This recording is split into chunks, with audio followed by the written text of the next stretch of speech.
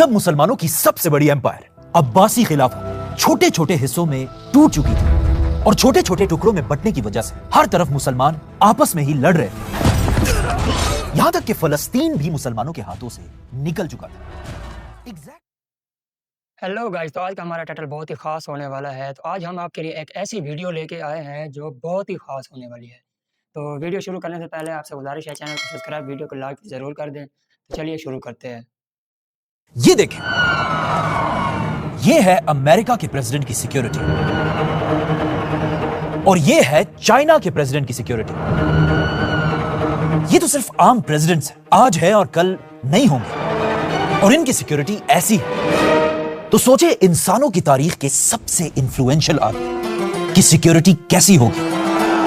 Medina में रसूलुल्लाह सल्लल्लाहु अलैहि वसल्लम का रोजा,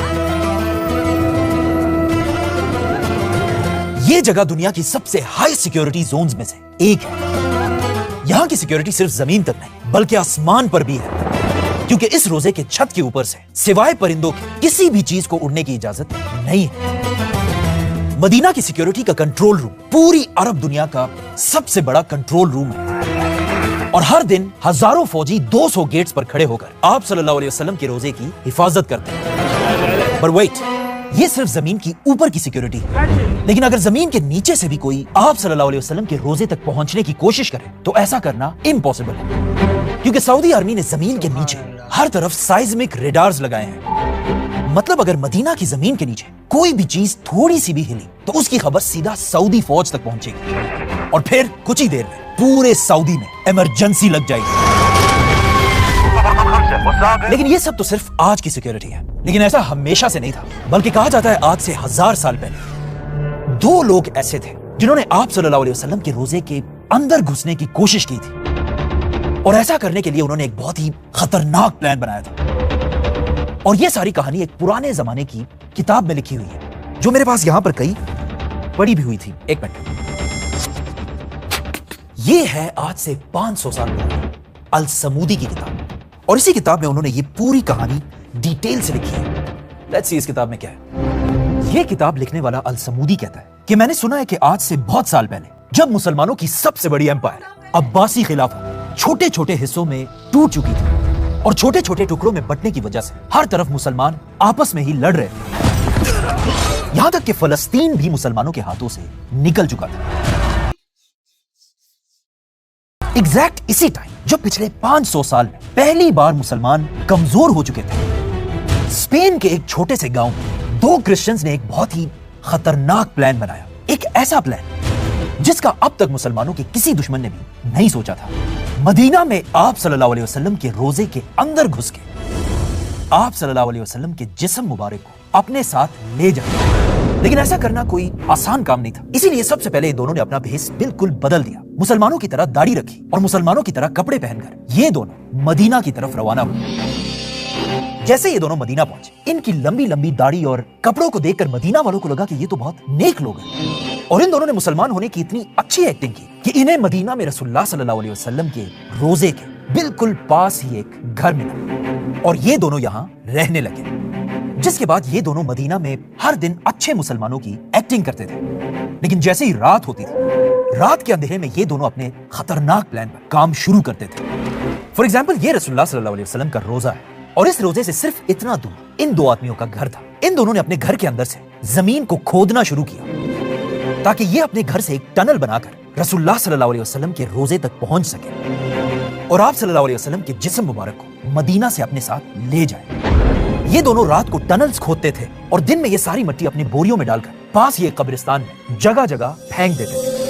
ये इतना खतरनाक प्लान था कि मदीना के किसी मुसलमान को भी इन दोनों पर शक नहीं हुआ, बल्कि उन्हें लगता था कि ये दोनों सारी सारी रात इबादत करते हैं। आहिस्ता आहिस्ता दिन गुजरते गए और इन दोनों का टनल आप सल्लल्लाहु अलैहि वसल्लम के रोजे के करीब पहुंचने लगा, और इवन इन्हें भी ऐसा लगने लगा था कि अब उनका ये प्लान कोई नहीं रोक सकता। लेकिन अचानक उसी रात मदीना से बहुत दूर मुसलमानों के कैपिटल दमिश्क में मुसलमानों के सुल्तान नूरुद्दीन जंगी ने ख्वाब देखा। इस किताब में लिखा है कि नूरुद्दीन के ख्वाब में खुद रसूलुल्लाह सल्लल्लाहु अलैहि वसल्लम उसके पास है, और आप सल्लल्लाहु अलैहि वसल्लम ने नूरुद्दीन जंगी को इन दोनों के खतरनाक प्लान के बारे में बताया। और इसमें लिखा है कि आप सल्लल्लाहु अलैहि वसल्लम ने नूरुद्दीन से कहा, ऐ नूरुद्दीन, मुझे इन 2 गुंडों से बचाओ। नूरुद्दीन ये देखकर बहुत हैरान हुआ और अचानक नींद से उठ गया। लेकिन उसे लगा ये बस एक ख्वाब है और वो इसे बस इग्नोर करके सो गया। लेकिन सोते ही उसी रात नूरुद्दीन ने यही ख्वाब दोबारा देखा, बल्कि आप सल्लल्लाहु अलैहि वसल्लम ने नूरुद्दीन को इन दो आदमियों के चेहरे भी दिखाए। इस बार भी नूरुद्दीन दोबारा इस ख्वाब को इग्नोर करके सो गया। लेकिन तीसरी बार भी जब नूरुद्दीन ने यही ख्वाब दोबारा देखा, उसे समझ आ गई कि जरूर यहां से बहुत दूर मदीना में कोई ना कोई गड़बड़ जरूर हो रही है। नूरुद्दीन फौरन उठा और अपने गार्ड्स को रेडी होने का हुक्म दिया और फिर फुल स्पीड दमिश्क से मदीना की तरफ रवाना हुआ। जैसे ही नूरुद्दीन मदीना पहुंचा, वहां सब बादशाह नूरुद्दीन को देखने के लिए जमा हुए और नूरुद्दीन ने ऐलान किया कि मेरी तरफ से पूरे मदीना के लिए खाने की एक बहुत बड़ी दावत है, आज रात खाने का इंतजाम किया जाए। और नूरुद्दीन ने हुक्म दिया कि इस दावत में मदीना के हर आदमी का आना लाजमी है। जिसके बाद मदीना में एक बहुत बड़ा दस्तरखान बिछाया गया और मदीना का हर आदमी यहाँ खाना खाने आया। जब मदीना के सारे लोग जमा हुए, नूरुद्दीन एक एक को गिफ्ट्स देने लगा और गौर से हर एक के चेहरे को देखने लगा। लेकिन बहुत ढूंढने के बाद भी नूरुद्दीन को वो दो लोग नजर नहीं आए जिन्हें नूरुद्दीन ने अपने ख्वाब में देखा था। और आखिर जब सब खाना खाकर चले गए, नूरुद्दीन ने उनसे पूछा कि क्या इस दावत में मदीना का हर आदमी आया था? लोगों ने कहा हाँ, सब आए थे सिवाय दो लोगों के, क्योंकि वो दो लोग हर टाइम इबादत में बिजी होते हैं और स्पेशली रात को तो ये दो कुछ ज्यादा इबादत करते हैं और हर वक्त अपने घर में ही रहते हैं। ये सुनते ही नूरुद्दीन को समझ आ गई और वो सीधा मदीना में इन दोनों के घर पहुंचा। और जैसे ही नूरुद्दीन ने इन्हें देखा, नूरुद्दीन हैरान रह गया, क्योंकि ये वही दो लोग थे जिन्हें नूरुद्दीन ने अपने ख्वाब में देखा था। नूरुद्दीन फौरन इन दोनों के घर के अंदर पहुंचा और इस घर के अंदर हर एक चीज को चेक करने लगा। और आखिर जब उसने जमीन से एक कारपेट उठाया, यहां उसे इस घर के अंदर वो टनल मिला।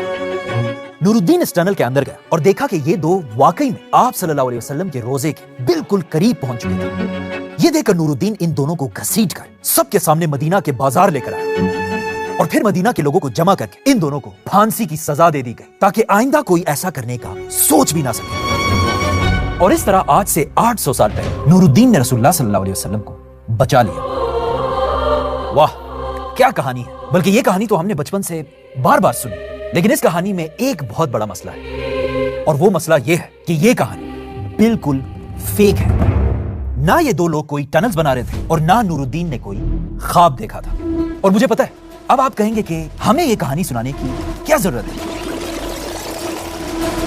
वो इसलिए क्योंकि हम सब ने बचपन से बहुत सारी कहानियां सुनी हैं, रिश्तेदारों से, बड़ों से, इंटरनेट से, जिन्हें हम आज तक बिल्कुल सही समझते हैं, लेकिन वो सारी बिल्कुल गलत कहानियां हैं। और अब तो एआई और यूट्यूब की वजह से ऐसी ऐसी कहानियां बन रही कि इन शॉर्ट जो भी ये वीडियो देख रहा है, आज के दौर में हर बात बहुत ही सोच समझकर और रिसर्च करके माननी है। और मैं तो कहता हूं कि अगर कोई भी ऐसा नहीं करेगा, उसके साथ भी वही होगा। एक मिनट, क्या मतलब ये कहानी झूठ है? आपने अभी खुद कहा है कि ये कहानी इस किताब में लिखी हुई, तो फिर ये झूठ कैसे है? ये बात सही है कि ये कहानी इस किताब में लिखी हुई है और इसमें लिखा है कि नूरुद्दीन ने ये ख्वाब देखा था, लेकिन ये किताब खुद नूरुद्दीन के मरने से 300 साल बाद लिखी गई है। और इसने भी इस किताब में सिर्फ लिखा है कि मैंने किसी से सुना है। किससे सुना है, कब सुना है, ये नहीं बताया। नूरुद्दीन की जिंदगी पर लिखे जाने वाली असल किताब ये नहीं, बल्कि ये किताब है इमाम इब्ने असीर की किताब, जिसके 10 वॉल्यूम्स हैं। और ये किताब नूरुद्दीन के मरने के सिर्फ कुछ ही साल बाद लिखी गई और इसमें नूरुद्दीन की जिंदगी की हर छोटी से छोटी बात लिखी है। वो कैसे उठता था, कैसे बैठता था, नूरुद्दीन दिखता कैसे था, बल्कि इसमें यहां तक लिखा है कि नूरुद्दीन के पास कबूतर कितने थे। लेकिन इस पूरी किताब में ये टनल वाली कहानी कहीं पर भी नहीं लिखी। अगर ये कहानी सच होती तो ये बंदा ना लिखता।